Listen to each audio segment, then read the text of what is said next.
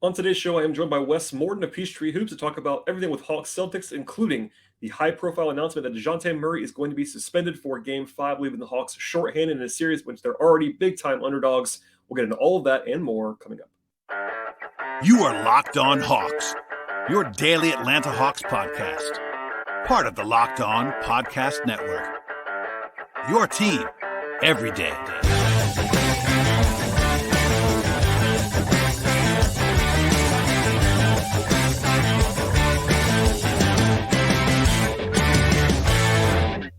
Hello, friends, and welcome to episode 1459 of Locked On Hawks podcast. I am your host, Brad Rowland, coming to you on a Monday evening into Tuesday, and today's podcast is brought to you by the Gametime app. Download the Gametime app right now, create an account, and use the promo code LOCKEDONNBA for $20 off your first purchase. Last-minute tickets, lowest price guaranteed. And also want to encourage you at the top of the podcast, make us your first listen each and every day. Check us out anywhere you get your podcasts at Locked On Hawks, Apple, Spotify, YouTube, etc. And I'm joined on today's podcast by an old friend, a frequent guest of this podcast, Wes Morton of Peachtree Hoops. Wes, welcome back to the pod. Oh, thanks for having me. You know, I wish it was under better circumstances in a lot of ways. The Hawks, of course, trailing in this series 3-1. And I had a list of questions that we'll probably still get to most of them for you when I scheduled this podcast.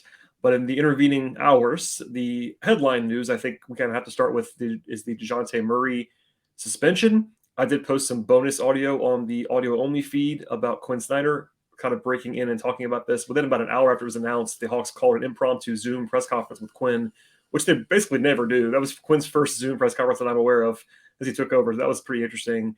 Nothing hugely noteworthy there, but basically the NBA just announced that that Murray is suspended without pay for, and I quote, making inappropriate contact with and verbally abusing a game official, end quote. I'm sure everyone's seen the video. If you haven't, you can find it pretty quickly, everybody. What did you think about this? I know you were there last night. I will admit, I did not see this in real time. We were kind of hustling downstairs, as we always do after the game. But then when we were sitting in the press conference, everybody kind of saw the video and had some mixed reactions. So what did you think about this before the suspension, and what was sort of your reaction to the suspension? Yeah, I was in the arena as well. As you know, I was seated actually basically the opposite corner than I usually am. So yeah, I wasn't, the game had just ended. I was tweeting from the Peachtree Hoops account and just trying to wrap things up. So I didn't see it live like you. But yeah, as soon as I pulled up the video, I wasn't really sure. At first it was kind of hard to tell, did he make contact? He definitely obviously turned and said something to the referee, but after kind of looking at it, I think I sort of looked at it once, went home, went to bed, got up this morning. It was still trending on Twitter, basically, and looked at it again. I saw that he made contact. And, yeah, from there I'm thinking, I think that's an automatic one-game suspension. First thing I thought about was the Grant Williams had a sort of similar sort of thing, although there was less intent to it. And I tweeted it out that he got fouled. He got up in a hurry and basically inadvertently hit a referee as he was getting up. And that got him teed up and ejected at that point. And then on top of that, he got the one-game suspension for making contact with the referee. So comparing Dejounte's actions to Grant's, I was like, I think Dejounte's was worse because he was walking off the floor, stopped, intentionally went towards the referee and said something. So there was actually more intent than, say, Grant Williams had. So I'm thinking, if you make contact with the referee, they pretty much set this precedent that it's going to be a one-game suspension. It's not even obviously they went and investigated everything this morning. I'm sure they asked people. But it just seemed like a pretty automatic one-game suspension no matter the situation if you make contact with a referee like that. Yeah, I mean, so there's a lot to unpack. We won't go through the Zapruder film style of this, but in the moment, I guess again was in the press conference, kind of looking at my phone. I didn't think it was going to be a suspension automatically, and then as I watched it more and talked to people who know things around the league, media people that work for teams, it was pretty much unanimous that everyone thought he was going to get suspended. And it wasn't as if it was surprising through that lens, even what you just said. If you make contact like that in an aggressive manner, it wasn't it wasn't an accident. It didn't seem like it was. And because of the fact that, and I saw some Hawks fans pushing back on the verbally abusing part. We don't know what was said, of course, Right. but if you watch the way that video unfolds, like, I'm sure the language was pretty colorful. I don't know what it was, but I get all that. They kind of throw that in there, but he's being suspended for the contact. And I saw some Hawks fans that were upset by the suspension, and I understand, I really do, but it was telling to me that the only people that I saw, I don't know about you, that I saw that were surprised or upset about the suspension were Hawks fans. National people didn't seem to be bothered or surprised at all by this. And it's not a conspiracy, I promise you. Like, if the Hawks are down 3-1 in the series going back to Boston, the NBA doesn't need to put their thumb on the scale here. They just don't. So I don't know. I get it. It was not necessarily something that's like striking unless you like really look at it. But as soon as it became clear, like my friend Tim Bontemps reported last time that the NBA was investigating, I'm like, all right, well, this is not going to go well, I don't think. And it didn't go well. Before we get into kind of the rest of this with on the court stuff, I have to ask you the follow-up question that has been the one that everyone has asked me today, which is basically whataboutism with regard to Jason Tatum.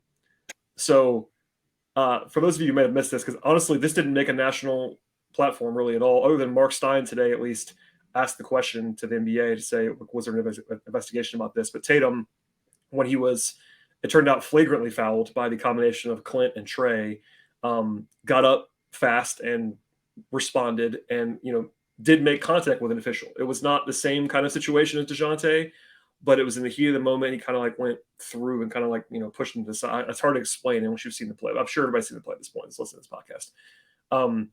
I thought nothing of it, to be honest. But I do understand the Hawks fan reaction of like, wait, did you not see this other guy do this? All I'll say before I throw it to you is like, it's not the same situation. And our friend Glenn Willis was trying to litigate this on Twitter today. Just like, look, I get it, but it's not the same thing. Do you agree with that? Or do you think that Tatum should have got something? Because it seems like from what Mark Stein reported, there's nothing coming for Tatum. Yeah. I mean, the NBA said they go back and review all these. And that's the same thing Mark Stein reported. So they did go back and look at it. It's not like they just kind of passed over. Like, they obviously went back and looked at it, did whatever investigation they had to do. I had a pretty clear view of it. So like I said, I was basically on the opposite side of the arena I usually am. And so I was, right along the baseline. At least I had a viewpoint down on the baseline where it happened. And yeah, I mean, Tatum was frustrated. He got fouled pretty hard.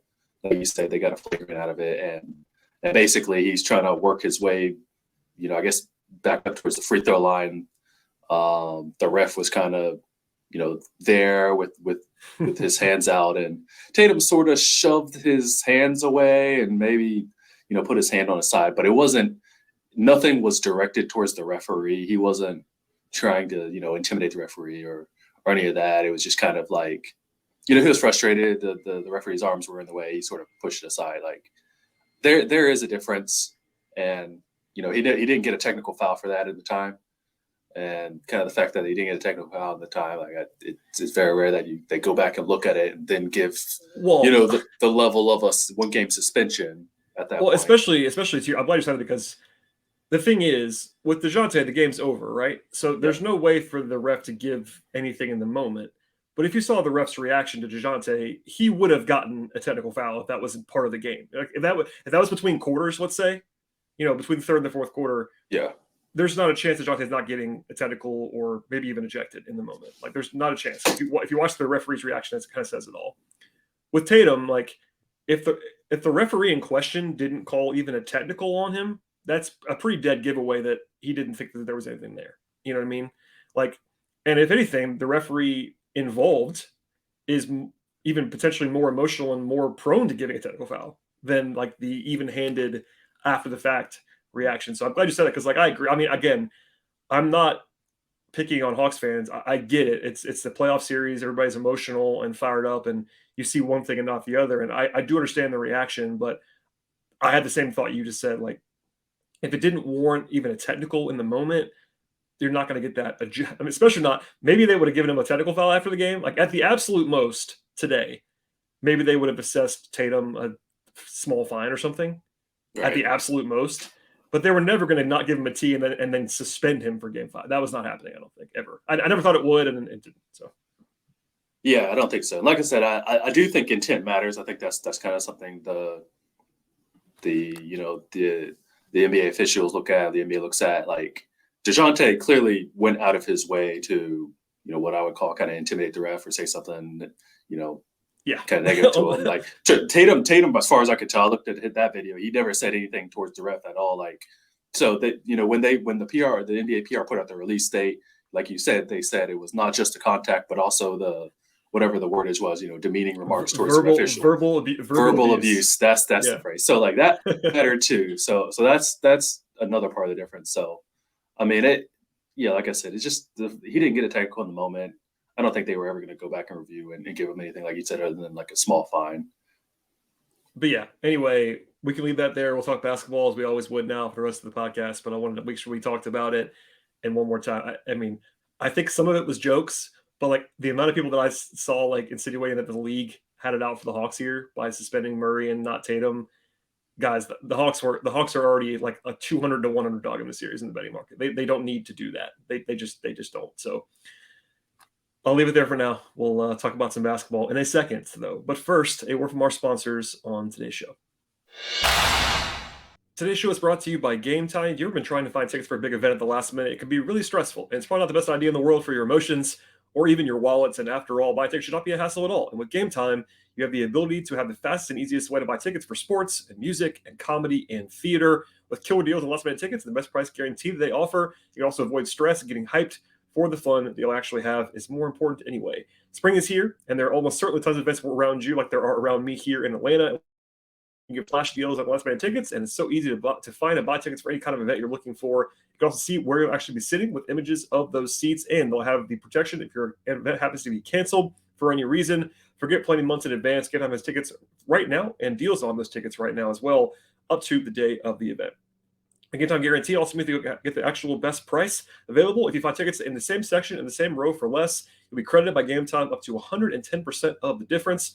It's the fastest growing ticketing app in the country for a reason. You can buy tickets just a matter of seconds. Plus, they'll actually be delivered directly to your phone to make things very easy for you. Download the Game Time app right now, create an account, and use the promo code LOCKEDONNBA. When you get there for $20 off your first purchase, terms apply.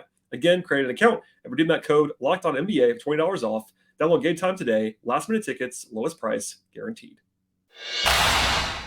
Today's show is brought to you by FanDuel. The NBA playoffs, of course, are ongoing. It's also baseball season right now with grand slams and no-hitters and double plays returning to our lives in earnest here in April.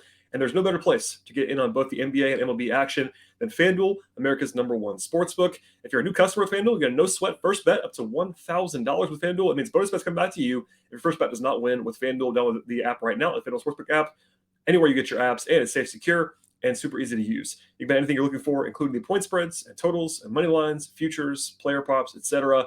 Game 5 of the Hawks, of course, is on Tuesday in Boston. They will have you covered with pregame lines as far as the spread and total, series prices, live odds, and much more. And with FanDuel, you can combine bets together for a bigger payout with the same game parlay as well. Don't miss the chance to get a no-sweat first bet up to $1,000 right now in bonus bets when you go to FanDuel.com/lockedon. That is FanDuel.com/lockedon. Official partner of the MLB and the NBA. All right, Wes, let's discuss the Murray suspension through the lens of him not playing in Game 5, which for our purposes is more interesting and obviously unfortunate for the Hawks. Snyder did talk earlier tonight, and I asked him about like basically what they were going to miss most about Murray, and it was a very expected answer. He talked about a shot creation. That's the #1 appeal of Murray, is being the #2 scorer without Trey. Next to Trey, and the #1 scorer without Trey. Defensively, we talked about all that stuff, but like they're not going to say who they're going to start in his place. I'll just say that's not a surprise. I would imagine it'll be Bogey. I don't know what you think, but I mean, I'll ask you the same question I asked Quinn. Like, what are the Hawks going to miss here? Because clearly he's been really good on offense in the series, like flat out. He's been very productive. And as we saw last year in the Miami series, when they don't have that #2 guy, things can get pretty dicey pretty quickly. So what's your head expecting and for the Hawks without Dejounte in Game 5? Yeah, that's obviously a big loss. Yeah, like you said, it's the creation I think you miss most, and Quinn spoke about that. Like, obviously they've been loading up against Trey when he gets into the paint. Dejounte's been able to attack off some actions, get some mismatches. They need everything they can get because the first 2 games in Boston, their offense is kind of hit the, sort of been in mud for a lot of the stretches. That they need a guy who can, start those sets. So I'm sure they'll stretch Trey out. It's an elimination game. They're going to stretch him out as many minutes as they can play. He might play 38, 40 minutes tonight as much as possible because they just need to in this situation with your season on the line. So, that'll happen no matter what. But, I think, I've said it already. I think obviously Aaron Holiday's the guy who's going to come in and, he's basically the only kind of point guard sort of guy you have available. Trent Forrest isn't available. He's on a 2-way contract. So, those minutes without Trey are going to be big. I imagine you'll have Aaron Holiday and Bogey together for that added kind of creation. But, it's difficult. The thing with Aaron Holiday is he's a good defender. He's a really good defender, arguably better than Dejounte. But with his size, like, are you going to put him on, Derek White, who's 6'5", and Aaron Holiday is like barely 6 foot. And, he's more of a guy who likes to, give full court pressure to, like, your high level, like, point guards, your Donovan Mitchells, your Dame. But Boston likes to get the ball to their wings. Like, you're not going to match Aaron Holiday up on Tatum or Brown or anything like that. Like, maybe you can put him on Marcus Smart or something. But I do think a lot of his defensive value, a lot of his on-ball pressure is negated. But you're just going to need him to run some point guard, behind Trae Young. It's obviously a big drop-off between him and Dejounte Murray. Basically, since the Hawks have moved towards their playoff rotation, they've cut out Holiday. So, that'll probably be one thing. Maybe they give a few minutes to AJ Griffin, as we brought up. If you got Bogey at the 2, maybe handling the ball a little bit, you need another guy at the 3. So, but the on-court contribution is, you just can't take away number 2 guy like Dejounte. Guys, your secondary creator, your second primary creator, really. And I don't know if you're the one who tracks the odds. I'm sure the odds have gone up from before to now. I think the line was maybe 8 points in Atlanta last game, and now it's 13.5, 14 points. Like, it's going to be a huge uphill climb from here. It went from, so the Hawks were about 10.5 the first 2 games in Boston as underdogs. Then they came home and they were about 5.5 in game 3, which is because that's traditionally the game the underdog is supposed to have the best chance at, right? First home game, they're down 0-2, and they obviously played very well in that game. And then game 4, the Hawks were like 7.5, 8-point underdogs on Sunday.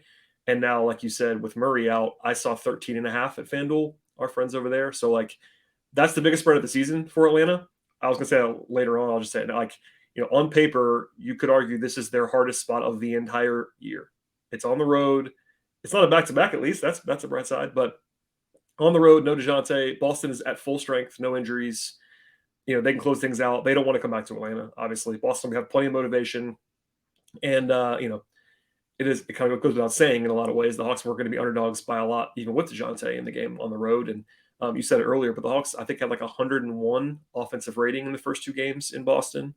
No one played well on offense for the most part in those 2 games. Dejounte was probably their best offensive player in those 2 games. Trey was not playing well early in the series. He's been better lately, which is good. But, can they score without Dejounte? I could certainly argue based on his performance, and I don't mean this to be like picking on him. They might be better defensively without Dejounte, to be honest.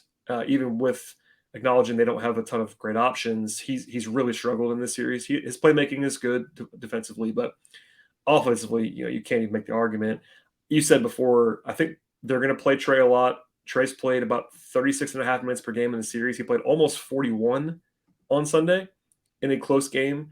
Unless he gets in foul trouble, I think Trey might be playing 43, 44 like that. He really might be pushed to the absolute brink, knowing that, look, this is it. And I think they have to treat it that way. And that's part of it. But you got to navigate minutes without Trey at some point. I think you said it too. I agree with you. You have to have Bogey on the court whenever Trey is not in this game. There's no question about it, because Aaron Holiday, I've joked and not joked that Aaron Holiday is the shortest 3-and-D wing in the league, because he can't really do anything as a point guard. Like, he can handle the ball a little bit, but he's not a point guard, even though he's 5'11", whatever he is. So he should play. The number one question that I've gotten honestly, other than just like reactions to Dejounte, is like who's going to play in his place, because Dejounte also played, I think, 40 minutes last night too. There's a lot of minutes to go around here. I think it's a combination of Aaron Holiday, AJ Griffin, I would imagine, might get a shot here. It's really tough for him as a rookie on the road in that environment when he hasn't played in the playoffs yet. But it's like, all right, AJ, go out there in game 5 of a playoff series, I guess the title favorite on the road. But I think they probably have to try AJ. I mean, they could even do Garrison Matthews at some point. And then also more Bogey. I think Bogey's going to play a lot. That's pretty obvious, but Bogey played, I think, 19 minutes because of foul trouble on Sunday. They're probably, in my mind, going to start Bogey. They won't say that, but if it's me, I definitely would start Bogey and just try to stagger him with Trey, because that's the way to play Bogey the most, and he's so much better than their other options that they kind of just have to. Does that make sense to you? I mean, what would your plan be for that? Is just like kind of just ride Bogey as far as you can take him and play and kind of sprinkle Aaron and AJ, or is there a wrinkle out here that I'm not seeing? I think you do. I mean, I would say they're honestly, there's a decent chance they might start Aaron Holiday instead. Just Aaron play him maybe 4 or 6 minutes and pull him until you're ready for the trade minutes. Just to kind of leave Bogey in that role. Yeah, I agree with that normally, but because you kind of need Bogey to play so many minutes, it's hard for Bogey to play 34 minutes in this game off the bench. Like, it's just, you can do it, and they have done it in the past. Like, one of the reasons why you start guys is so they play more minutes. It's a very natural thing to say out loud, but like, yeah, if you sit the first 5 minutes of both halves, then you're having to play all these minutes in a 38-minute compressed time period. Consecutively is tough, right? So, yeah, but especially for Bogey with one leg. Yeah, I mean, like I said, I just don't know. I would lean, like you said, definitely towards starting Bogey, just to kind of makes a little bit more sense with the size and everything. But yeah, I mean, they're, like you said, they're gonna have to play. Like I said, you can't just replace Dejounte's, like you said, 38, 40 minutes with one person. No. So that's why I think they bring AJ Griffin into the rotation. I mean, it's obviously a very difficult spot for a rookie. He hasn't been in the postseason right now, but I mean, Game 5 on the road, huge underdogs. Like, you're throwing whatever against the wall you can. Like, I don't really see any real downside towards it. I mean, nobody's really giving the Hawks a chance. So might as well get AJ in there. They're going to need shooting. I think you try to opt for like a high variance sort of game. You're going to need as much shooting on the floor as possible. So, like you said, Bogey, AJ, heavy dose of, Sadiq Bey.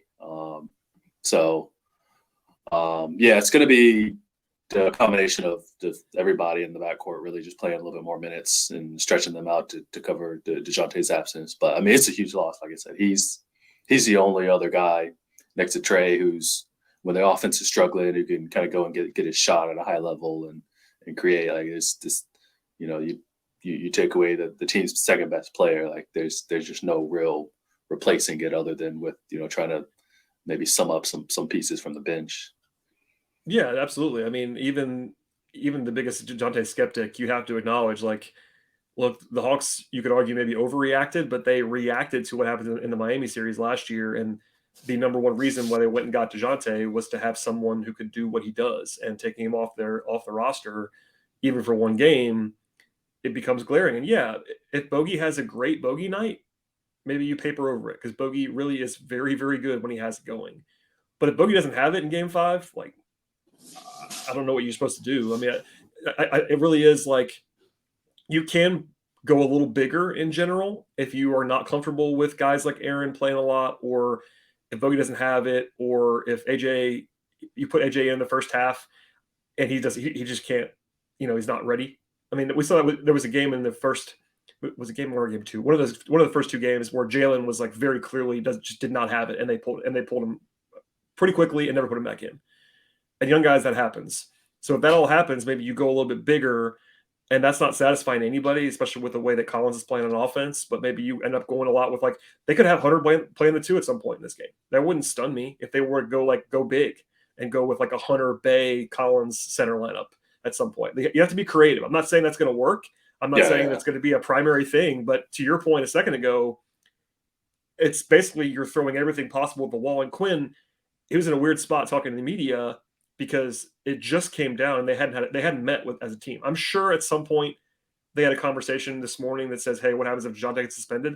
But they didn't know. And now they have, 24 hours to game plan, and he wouldn't tell us anyway. But I do think it's a fascinating situation, and like I will say this on a very positive note. And it's something that I think Glenn said, and I know Trey's dad, Ray Young, expressed some pretty positive things about Quinn.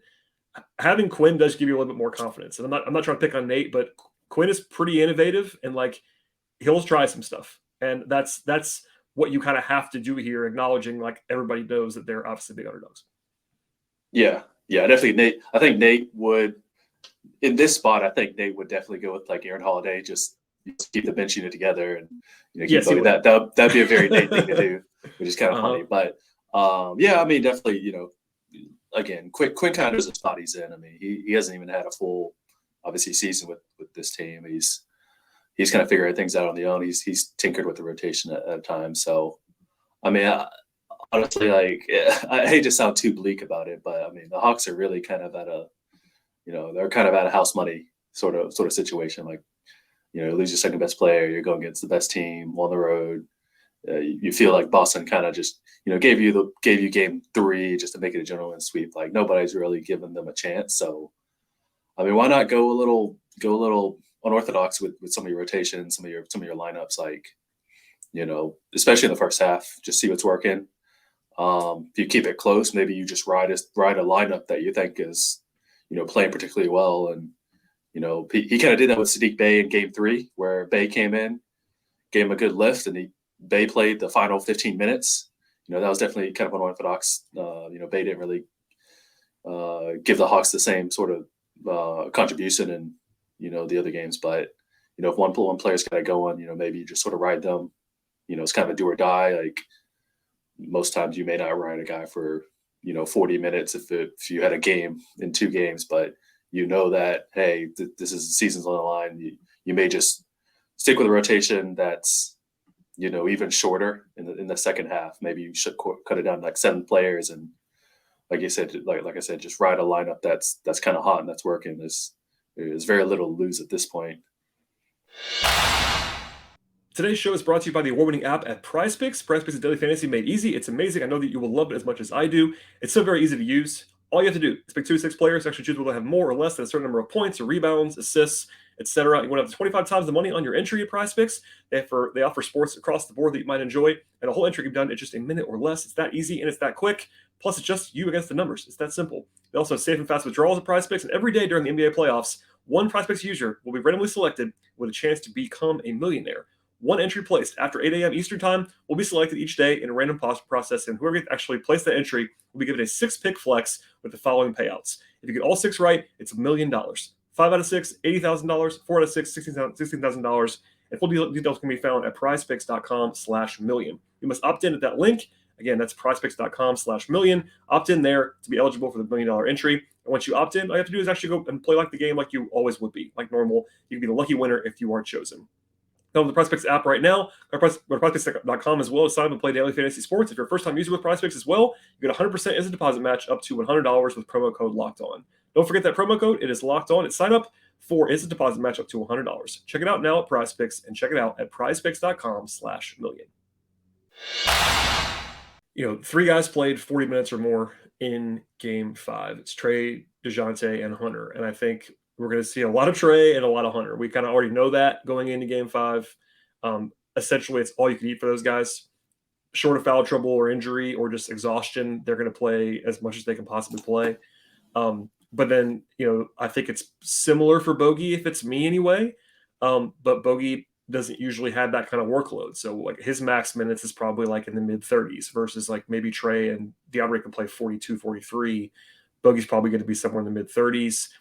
I think, it'd be great if they had the Saddiq Bey from game 3. To your point, I thought, Bey was arguably the difference in game 3. And he wasn't like the star of the game. Clearly, Trey and Dejounte were both really good, but I talked about it a lot on the show yesterday, and I know we talked about it offline too. The inability to have the 5th guy they trusted last night was a big problem. And John didn't have it on offense. Bey didn't have it on either end of the floor. Jalen, they didn't feel comfortable but going back to, and now you're down another player. So like trying to figure out what your best lineup is. I mean, they badly need either Bey or Collins or both to be good in game 5. to have any kind of chance. And it, we'll see. I think that's possible. I think it's possible that they go back to Jalen more. I mean, that's a guy we haven't mentioned a lot, and that's my fault. But there is a world in which, maybe Jalen plays great and forces their hand to stay on the floor because he's versatile in a way that some of these other guys are not. Maybe he ends up playing with the ball in his hands a little bit more in this game. You're down a ball handler, and I've kind of poked fun at the point Jalen minutes because Hawks fans are a little bit overzealous about that at this point in time. But he is really versatile, and to take some heat off of Trey, you might need to put the ball in his hands a little bit in this game. So we're broken records, I think, at this point, like talking about throwing everything at the wall, but they really kind of have to.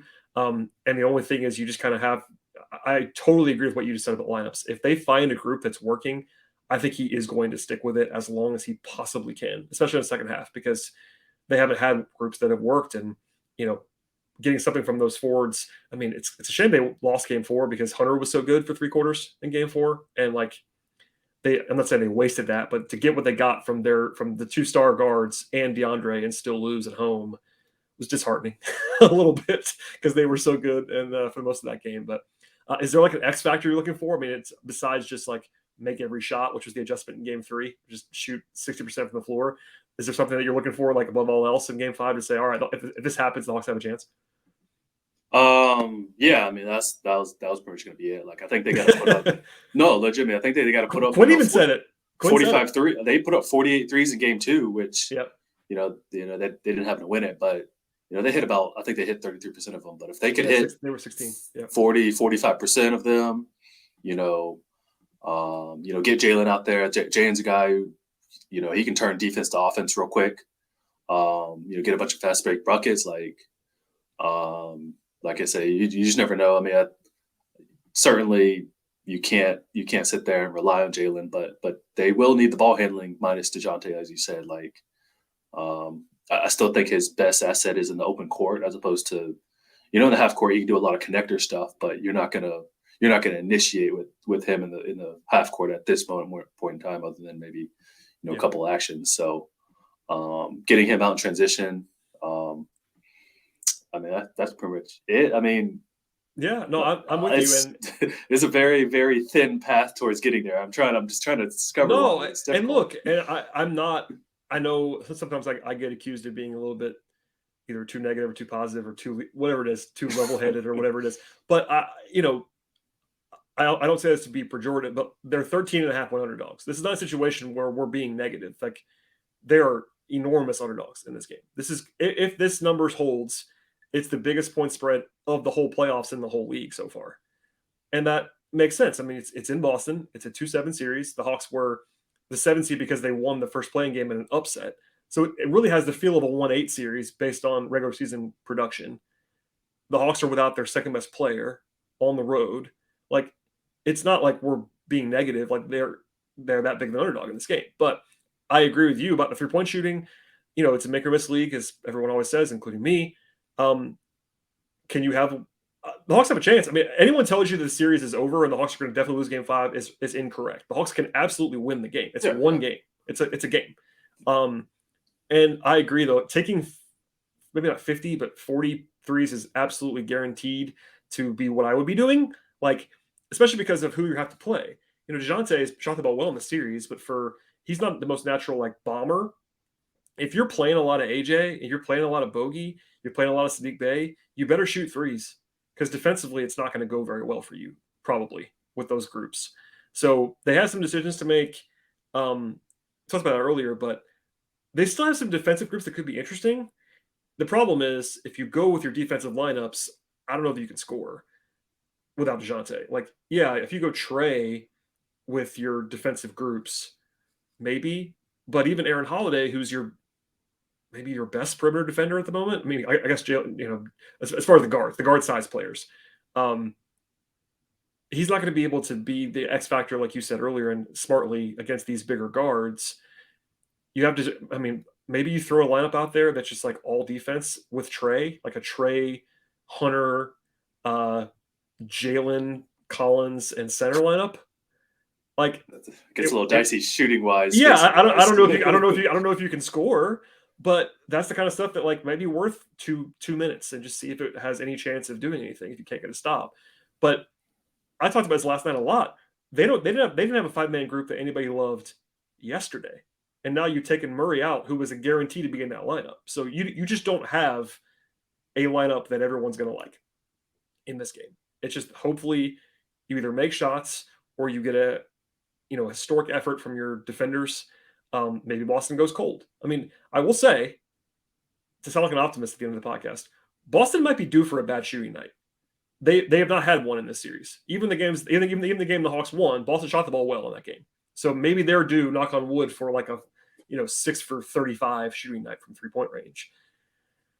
Short of that, yeah, I mean, it's tough for a reason, and we'll see. Maybe I will say this: one more piece of positivity. Trey's been much better in the last 2 games. If it was Trey from the first 2 games, they're drawing dead. But the way that Trey played in Atlanta, that gives him hope, gives him a chance. He's been really good, and he's always capable of going out there. And even against Boston, Trey could have a 40-point game in Game 5. I wouldn't be surprised. Yeah. I mean, they're going to need a big. I think the 2 guys they just absolutely had to have a big game are Trey and DeAndre Hunter. Like, I agree. Hunter's got to match that game from Game 4. He kind of did this last year against Miami. He had 2 big games in Game 4 and Game 5. Some of it. He's going to shoot too. Like the thing about Hunter, not always the best process, but I think without Murray, he's going to probably take some difficult shots. Yeah, and you hope that he makes them. Basically, yeah, that's basically what I was going to say. Yeah, I mean, it's when they talk, make your miss league, he's stepping back and hitting some long mid ranges. Like, these are difficult shots, but he, got to his spots last night. He got a couple of dunks as well.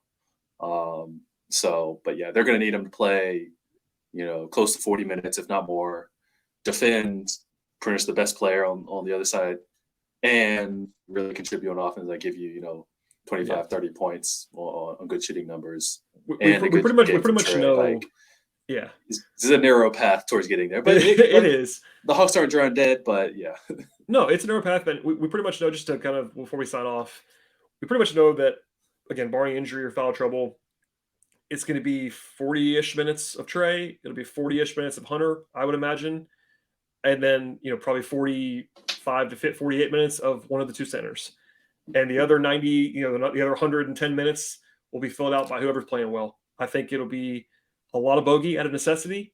I think they'll obviously play Collins for 20-plus minutes. We'll see. Same with Sadiq Bey. It'd be very helpful. I think a sneaky part of Game 3 is that both Bogey and Bey were very good in Game 3.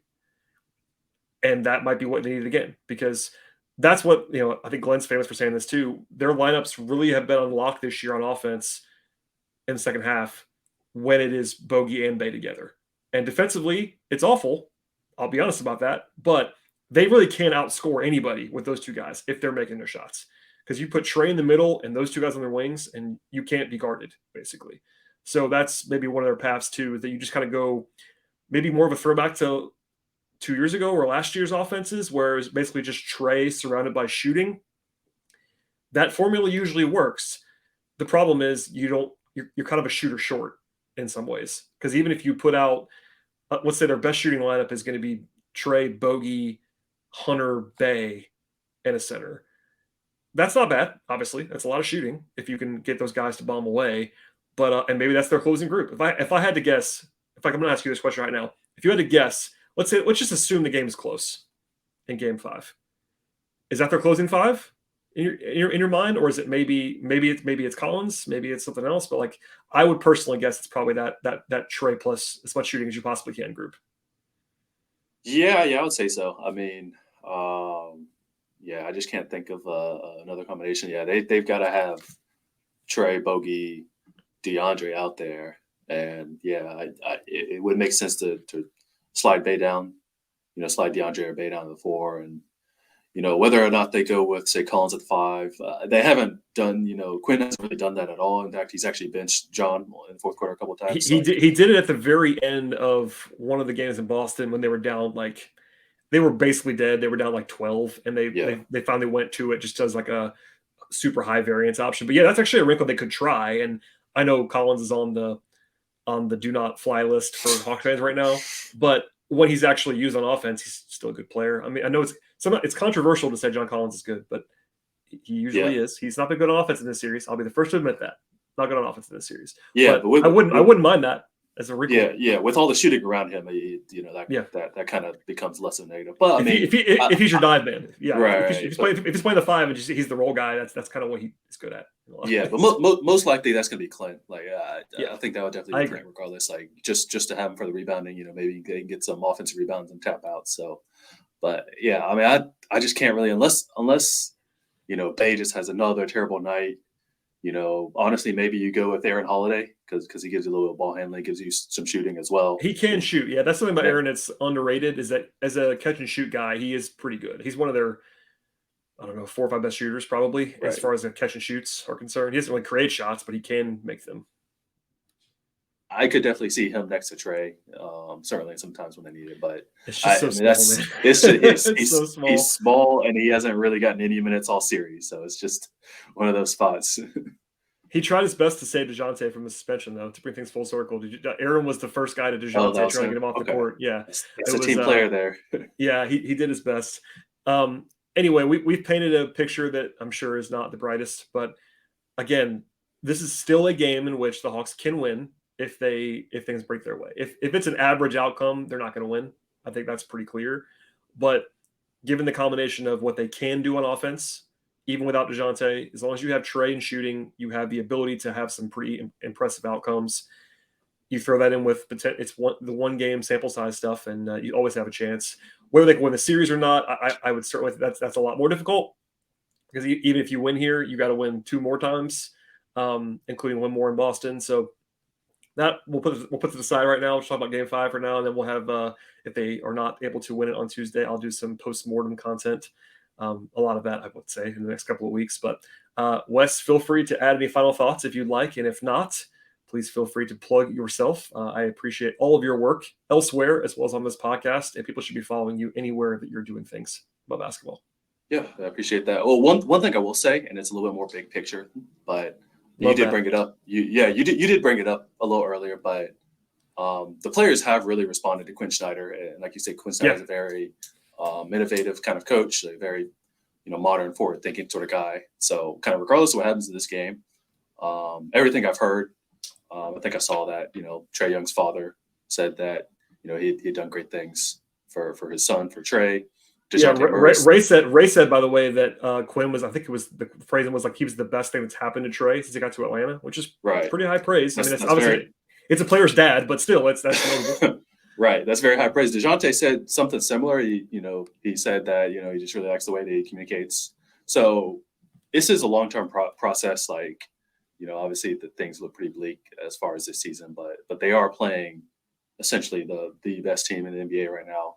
The best team during the regular season, who just kind of happen to be the 2 seed in the East. So, I think this will be a good experience. Just getting to the playoffs, and they were able to definitely show some fight in basically everything, but the game half of Game 1 or first half of Game 1. So, as far as that goes, I know a lot of everything we said was pretty negative, but I do think they have hit a home run with the hire and should start to really see some building going in towards next season. I totally agree. I've tried not to do, because I know I have to do a lot of it for months and months after the season ends. I try not to do a ton of big picture future. I've made fun of it a little bit, but I'm sure you saw a lot of the reactions after the loss in Game 4 was basically what's next year going to look like. And I get it. I mean, the roster is probably going to change. They're probably going to change the roster a little bit. I think, as soon as they go down 3-1, the realization drops in that you probably are going to win the series and all that stuff. And I have plenty to say about that in the future, but you're right. Yeah, it's good to point out because, the combination of having Trae, who I still believe is underrated at this point, given all the talk around him, the way he's played the last couple of games has been good to see. Having Quinn, there's some stuff to look forward to, even if they were not able to win on Tuesday. And I don't think that Murray being suspended in Game 2 is going to change the course of history. I just don't. But that's another talking point. Another thing that entertain us. It'll tip off on Tuesday night. So there you go. Are you going to be? Are you on the 1s and 2s for Peachtree Hoops on Tuesday? Most likely, yeah, I imagine so. So yeah, you can follow me at BlogHawk. Is my kind of personal, more blog handle. But during game days, I'm tweeting on at Peachtree Hoops most of the time. So I'll be there Tuesday, regardless of what happens then. And if there are any games after that, I'll most likely be tweeting that. If there's a game 6, I'll probably be in the arena. So Thursday, game 6, by the way. Game 6 would be Thursday if the Hawks can win on Tuesday at home. So that'll be fun. Fairly quick turnaround, but yeah, and then obviously I write for Peachtree Hoops as well. So please, follow me online on Twitter, and please read Peachtree Hoops. We got a lot of writing coming during this series and heading into the off season if we get there sooner rather than later. Yeah, absolutely. I would certainly endorse and encourage people to check out Peachtree Hoops. It's always a great resource. I am biased a little bit as someone who used to work there, but it's certainly a fantastic thing to check out. Follow Wes if you're not done that already. I definitely would. I would say it's mandatory. I have a list that I call the essentials, and Wes is on it. So there you go. I wouldn't blame you for not, but I would respect your follows. I would blame you for not. I'm just kidding. Okay, Brad will blame you. But you should be following Wes if you're a Hawks fan. Thank you, sir, for doing this. I really appreciate it. As for everybody else, please subscribe to this show across podcast platforms: Apple, Spotify, Odyssey, Google Play, YouTube as well. Ratings and reviews are appreciated. You can follow me on Twitter at BT Rowland. Follow the show on Twitter at Lots on Hawks. Follow my written content, patreon.com/BT Rowland. And we'll see y'all after the game on Tuesday.